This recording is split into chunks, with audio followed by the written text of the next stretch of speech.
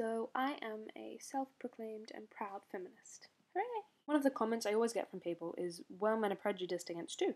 People think we can't cry, people don't take sexual harassment against men seriously, and so on and so forth. Well, the problem with this as an argument against feminism, especially new movements, is that the anti-feminists seem to think that feminism completely ignores men, which is just untrue.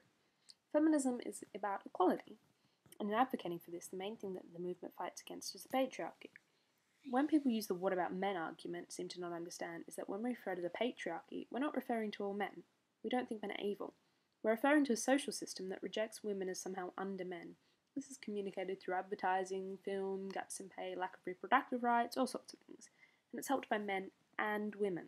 What feminism essentially aims to do is strip away the outdated stereotypes and ideals that exist because of the patriarchy. And they exist for both men and women, as well as those outside the gender binary. So that what we're left with is the freedom and safety to dictate our own identities without prejudice. And that includes how we respond emotionally to things.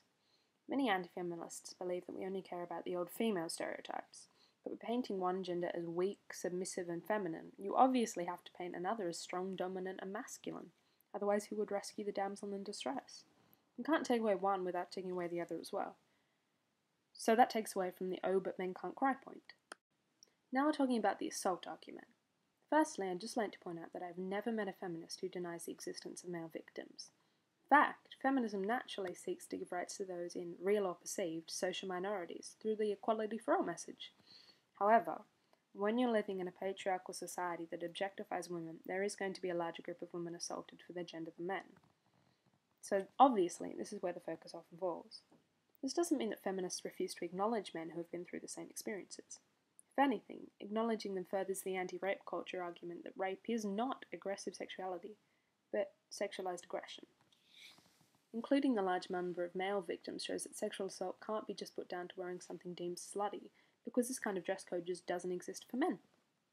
So there you are, my arguments against the two comments I hear all the time. Now I could go on all day, but I have HC to do, so that's all I'll say for now.